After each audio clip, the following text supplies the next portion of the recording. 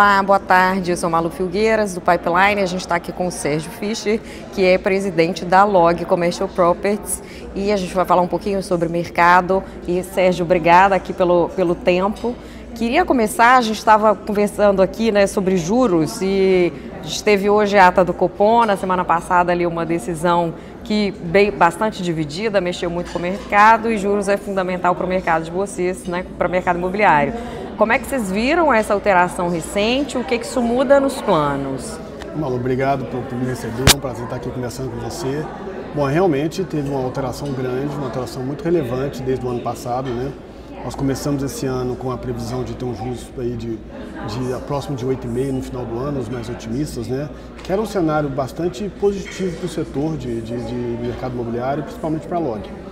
E isso mudou de forma muito rápida, né? E eu acho que tem algumas razões por trás disso, né, Malu? Os juros americanos que está ficando mais alto durante um período maior, muito maior do que o pessoal imaginava no final do ano passado. E a questão fiscal do Brasil também, que está tendo muito ruído ainda, né? A gente não sabe exatamente como é que vai ser o superávit ou os déficits daqui para frente, né? Com essa mudança recente enviada pelo governo na LDO, né? Bom, mas isso impacta a gente de forma muito relevante. Mas o cenário da LOG como um todo, Malu, ela vem num momento muito positivo, né? A gente tem conseguido colocar as reciclagens de ativos de forma muito positivas, mesmo nesse cenário de juros altos. Isso dá para a gente uma confiança muito boa da gente continuar com o nosso plano de expansão. Sérgio, então você tocou na reciclagem de ativos, explica um pouquinho desse momento da empresa. A gente viu vendas relevantes ali, né, no primeiro trimestre, isso apareceu no balanço e aí isso implica em novos investimentos, né? Então venderam para os fundos. Queria que você comentasse um pouco disso também, como é que tem sido essa negociação com os fundos e o fato de serem os principais compradores, se os estratégicos recuaram um pouco e como é que entra nessa fase nova. Vamos lá, Malu, vou dar um passo lá no início de 2023. A gente chegou naquele momento ali, então nós temos hoje um plano de crescimento muito robusto na LOG. Pra você ter uma ideia, o CAPEX previsto para esse ano é próximo de R$900 milhões. Isso tem de ser igual nos próximos anos, até a gente entregar esse plano que ele se encerra em 2028. No ano passado foi quanto? Só para a gente ter um... Foi 600 milhões. Tá. Então a gente realmente aumentou o nível de investimento, muito por conta da demanda que os nossos clientes estão pedindo novos negócios. A gente tem conseguido performar muito bem nessa questão de desenvolvimento. Podemos falar um pouquinho sobre isso.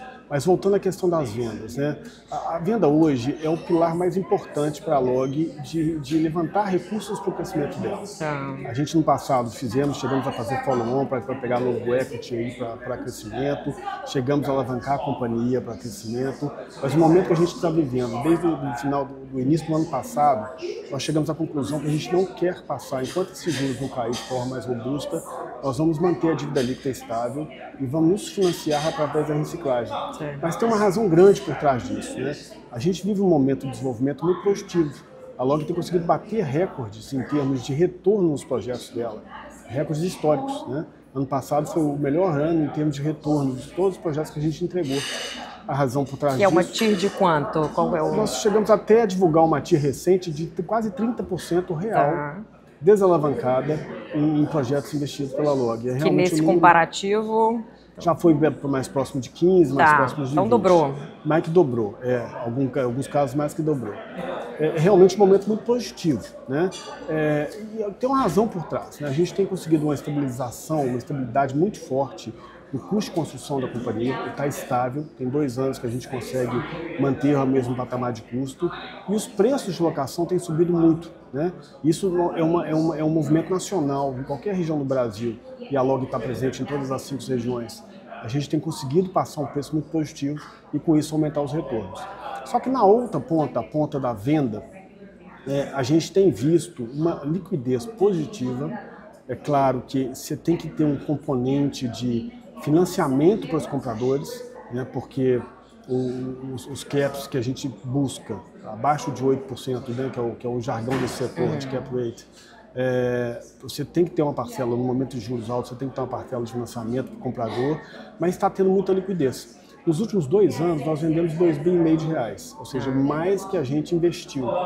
Foi o movimento que nós fizemos para nivelar o balanço, para a gente ter um balanço saudável para esse novo ciclo de crescimento que a gente está colocando. O investimento tinha sido de quanto? Esse comparativo de 2? Foi 1,5 bi. Tá. Nós vendemos 1 bi a mais do que a gente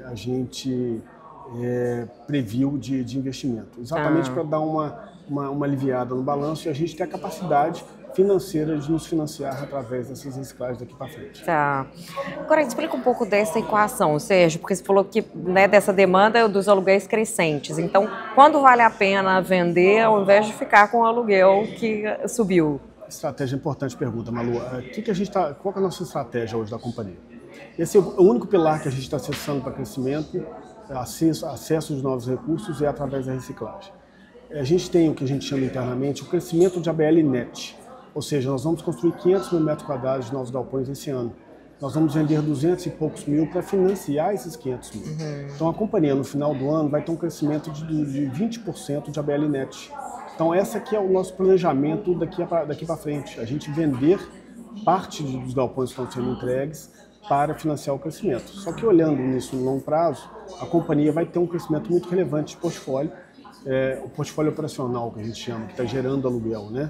A tendência é que você vê esse número crescendo, desses novos galpões sendo entregues e o balanço estável em termos de dívida. Agora, essa dinâmica dos ocupantes como está? Vi no primeiro trimestre que vocês tiveram uma taxa de vacância ali quase irrisória, né, na comparação com o mercado. Então, queria que você contasse um pouco desse comparativo, o que vocês têm conseguido fazer que o setor não tem conseguido. Então, esse primeiro ponto. Vamos lá. Sobre a estratégia, o modelo de negócio da Log é diferente do setor como um todo. O setor tem uma concentração muito grande no estado de São Paulo. O maior mercado do Brasil, com certeza tem mais absorção de galpão, mas está deixando o resto do país muito desatendido. E a Log, a gente já nasceu há 16 anos atrás com esse propósito de investir no Brasil inteiro, né? Nós temos projetos em todas as 5 regiões do Brasil. Existe uma carência muito grande em grandes centros de consumo do Brasil afora, e a gente está ali atuando e cuidando desse cliente na ponta. E por conta disso, da diversificação geográfica somada o que a gente chama de estratégia de varejo, o nosso galpão ele tem a capacidade de modulação, ou seja, eu atendo qualquer demanda, qualquer necessidade de tamanho de demanda de clientes, e com isso a gente consegue acessar uma base de clientes muito maior. Esse é um pouquinho do segredo do sucesso da Log. Você comentou sobre a vacância nossa está próxima de 1%, né? Se você olhar do setor, está próxima de 10%. E olhando para trás, nos últimos 5 anos, a Log teve consistentemente, recorrentemente, vacância próximos de 2%, 3%, que mostra um pouquinho disso que eu estou dizendo, o modelo de negócio de ter galpões diversificado geograficamente e modulares, faz com que a gente tenha uma absorção muito positiva do nosso negócio. Tá. E o outro ponto sobre inquilino que eu queria te perguntar é a gente viu e-commerce e varejo em geral com uma ocupação relevante, né, nos galpões, nessas saídas de eixo aqui em São Paulo também. E a gente vê uma crise grande no varejo, né, muitas varejistas penando aí para ter fluxo de caixa positivo, enfim, se restabelecer nessa demanda em cenários de inflação, de juros, então uma série de fatores aí que tiveram impacto relevante para as varejistas. Isso como se refletiu nessa dinâmica de ocupação de galpão? Boa pergunta, Malu. Nós temos uma característica, se você pegar a carteira de clientes da Log, a gente tem uma dimensão setorial muito grande. Além da geograficamente bem diversificado, nós temos um setor, assim, não tem nenhum setor que tem uma posição maior que 15% da nossa carteira. Isso ajuda a gente a ter uma dimensão muito grande. Nós passamos por crise em varejo, como você citou, algumas companhias têm alguma dificuldade, a gente sofreu zero com isso, né? Até porque o nosso negócio, como são galpões, a maioria deles, galpões especulativos, em lei de inclinato comum, não são build-to-suits, a gente consegue tomar esses galpões de volta e relocar no mercado. Faz parte do nosso negócio, né? Então a gente, pelo fato de não ter uma concentração, sofremos muito pouco com isso que está acontecendo. Mas você citou sobre o e-commerce, eu queria enfatizar um ponto. Esses grandes players de e-commerce, eles se organizaram muito ao longo da pandemia para atender a maior praça do Brasil, que é São Paulo. Então você viu grandes movimentações, pegando muito galpão naquela região, mas isso só está acontecendo agora no resto do Brasil. Eles não se organizaram, está acontecendo agora. A Log, nesse portfólio que a gente tem, nacional, nós estamos atendendo muito desses marketplaces, muito desses players, de forma muito positiva, e tem alguns deles que estão indo para a 20ª operação com a Log, né, espalhadas pelo país. Tá. E a gente está ali como o único player atendendo eles nessas pontas. Uhum. Você falou de desenvolvimento, aquisição está no radar? Assim, uma ferramenta, não? Um fato interessante da nossa história, todo o portfólio da Log foi construído por ela. Isso é importantíssimo, faz parte do nosso DNA, do nosso modelo de negócio. A gente consegue, pelo fato de ter uma companhia verticalizada, nós temos um time de construção interna, né? E controlar todo esse ciclo de desenvolvimento, a gente consegue realmente retornos diferenciados no desenvolvimento dos projetos Greenfield. Então nunca compramos um metro quadrado porque nunca fez sentido comparando aquela alocação de capital com o que a gente tem de desenvolvimento, né? Tá. Então nunca foi assim, concorrência por recursos, realmente não faz sentido para a gente, vamos continuar crescendo organicamente, crescendo de forma robusta. Esse ano de 2024 vai ser um ano recorde para a companhia, nós vamos entregar aí, como eu falei, 500 mil metros quadrados de galpões, é um número muito relevante, é um share de tudo que está sendo entregue no Brasil muito relevante, e continuar com essa toada. Tá. E vocês têm uma alavancagem baixa, mas se esse plano muda essa estrutura de capital, como é que vocês estão prevendo esse financiamento? Olha, esse plano é um plano robusto, são 3,5 bilhões de reais de investimento em 4 anos, esse sendo o ano que vem a primeira entrega relevante que a gente vai fazer. A ideia é a gente ir casando essas necessidades de capex e de investimentos com as vendas, né? Até para não criar um desbalanço muito grande na companhia. Se eu vender 2 vezes mais que eu vou gastar no ano, eu vou perder um pouquinho de valor naquilo ali. Até porque a gente acredita, Malu, que olhando para frente, eu sou muito otimista com o Brasil. Acho que o Brasil, assim, falta muita coisa para ser feita, muita infraestrutura para ser feita, que é o nosso caso, né? E olhando para frente, eu acho que vai ter um cenário mais positivo, a gente vai conseguir fazer melhores vendas, então a gente vai estar sempre casando essa necessidade de capital com as vendas, vamos fazendo isso anualmente, igual essa transação que a gente anunciou, uma venda de 500 milhões com um fundo imobiliário, que a gente tem uma relação muito próxima em abril desse ano, foi uma das vendas que a gente vai fazer esse ano. Vamos estar sempre passando o tempo vendendo um pouco para a gente conseguir ter uma estrutura ótima de capital nesse sentido. Aproveitando que você falou otimista com o Brasil, a gente está aqui na Semana do Brasil em Nova York, então muitas conversas com investidores, né? Vocês conversam com investidores tanto na base acionária ali, apesar de ter essa referência do grupo MRV, mas até queria que você explicasse um pouquinho desse histórico, né, para a gente entender esse nascimento de Log.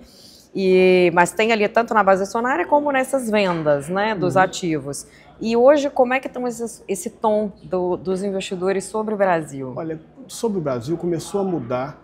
Agora, tem uma relação muito grande com o que está acontecendo aqui no mercado americano também, com juros altos, mais tempo que todo mundo esperava. Então, acaba sendo uma competição muito grande por recursos desses fundos, né? A gente vê um interesse já começando a aumentar em relação ao mercado imobiliário como um todo, principalmente em relação à Log, a gente vê mais conversas acontecendo, a turma se preparando, mas ainda os recursos não começaram a vir. Eu digo isso no nível de investimentos na bolsa de direitos, né? Mas você já vê um movimento maior acontecendo, conversas, a turma atenta para o cenário que tende a mudar daqui a um pouco, né? Então, estou otimista nesse sentido. Agora, em relação à venda, como você falou, o fundo imobiliário, ele é naturalmente um comprador dos nossos ativos, né? E você vê a taxa de juros baixando e chegando próximos do dividend yield que esses fundos dão, 8 a 9% ao ano, eles tendem a vir a mercado. Você viu muito movimento no início do ano de fundos levantando capital para compra de ativos. A gente tem visto isso acontecer, o telefone tem tocado mais e, principalmente, a gente tem conseguido colocar melhores vendas, melhores em termos de cap, em termos de financiamento que a gente viu no ano passado. Então, sou otimista em relação a isso também, principalmente com o spread que a Log está colocando nos ativos novos dela em relação ao que a gente desenvolve e a gente consegue vender, a tendência de alta nesse número e vamos, com certeza, fazer melhores transações no futuro próximo. E hoje, eu estava dando uma conferida aqui, as ações no ano, em 12 meses, vão bem, obrigada, mas você acha que ainda tem algum ponto dessa comunicação com o mercado que a Log quer reforçar? Olha, Malu, O papel andou bem nos últimos 12 meses, mas está muito aquém do valor justo dele. Né? A gente está com desconto, o setor todo está descontado, né? Mas a LOG está um desconto. A bolsa toda, quase, né? O setor de real estate também muito descontado. Mas a gente está com um desconto muito grande e a gente está conseguindo entregar, acho que esse é o ponto-chave. A gente consegue entregar vendas a valor de valor muito diferente da precificação do papel. Então, se a gente continuar a estratégia de vendendo, eventualmente fazendo recompra de ações, que a gente está fazendo para gerar valor para o nosso acionista, e eventualmente até podemos discutir um dividendo adicional, nada está fora da mesa. A gente vai continuar fazendo esse trabalho porque tem um gap muito grande entre o valor justo do papel e o que ele está negociando hoje. E a gente tem usado essas ferramentas de comprar papel, comprar ação, recomprar ação. Vocês estão com um programa aberto de recompra? Estamos com um programa aberto, já fizemos uma compra relevante nos últimos 12 a 18 meses. E a tendência é que a gente faça mais. A gente quer fazer mais enquanto tiver esse gap entre o que a gente entende ser valor justo e o papel na bolsa hoje. E esse aumento de dividendos está na pauta hoje? Ou... Olha, a gente historicamente distribuiu 25% de dividendos. Esse ano foi um ano diferente, a gente fez algo mais próximo de 40%.